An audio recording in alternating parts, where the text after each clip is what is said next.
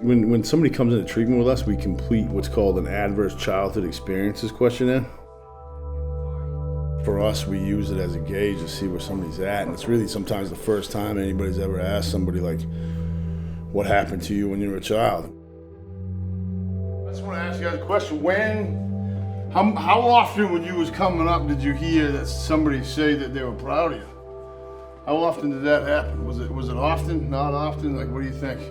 So the average of that study was a 4. Not very often? No? And that's like really considered a severe amount of trauma. You got that, somebody reinforcing that for you. You know what I mean? Our average in our agency is 6.5. Yeah. Sexual abuse, physical abuse, domestic violence.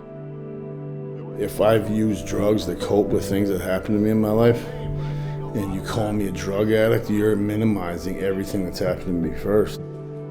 How he was recovering, you know what I mean? Like somebody looked at him and said, I don't look at you as this little kid anymore, you know what I mean? I haven't met somebody that hasn't had some form of trauma before they started using drugs.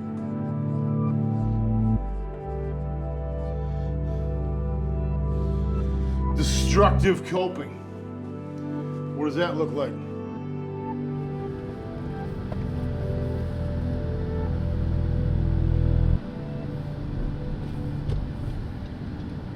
I've been incarcerated.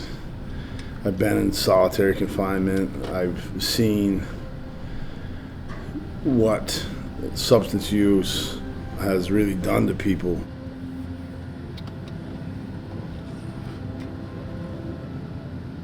The issue with trauma continues to grow and spread, like it's like generational.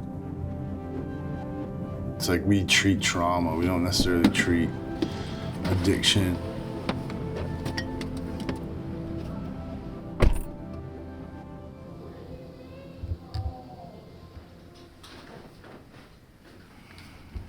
I have been working in the addiction treatment field all over the state of Maine for about 10 years now.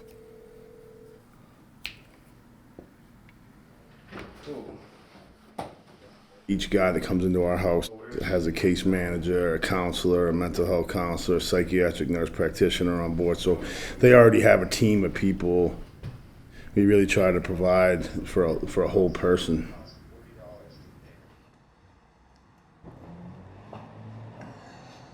Yeah, I feel the need to tell everybody I'm wearing a wire. Just because of some of the places we've been before. Yeah, I was gonna say that. Like that's getting beat up and getting your pockets run around in the old day. This is maybe my first year or two as a licensed counselor. We never know what it took for somebody to walk through that door. Questions just to ask you. So I just want to make sure that I'm aware of that with every new person walking through. Because there's a level of fear there. I know there is. What are some things you want to work on in the next 90 days here? Learning some coping skills so I don't keep repeating the pattern that keeps leading me to jail. Hopefully find a job that's in housing that's not way up in the middle of nowhere. Yeah. You may not know this, but everything's in its perfect place right now. Even if it does look out of place, we'll get you there.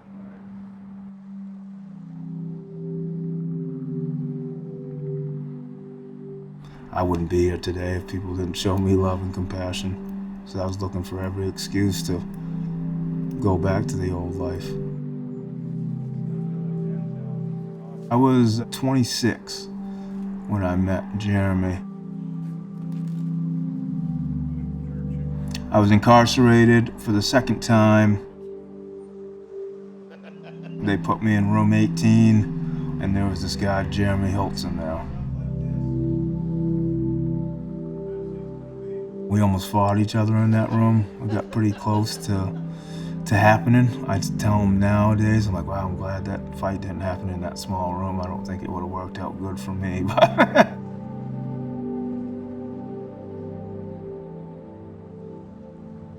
going through that 9 months together, and we just developed a bond. I was just being real, and I wasn't trying to make the story cool or anything. He was doing the same for me.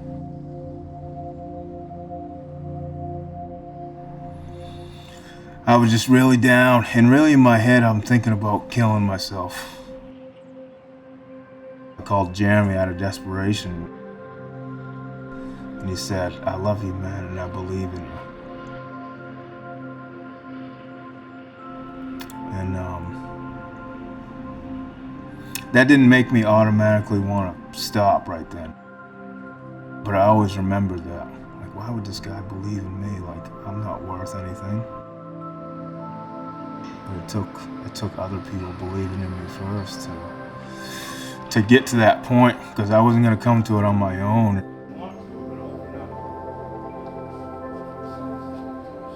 The thing I try to do best is look people in the eyes and tell them that I believe in them and that they can do it, because I truly do believe that.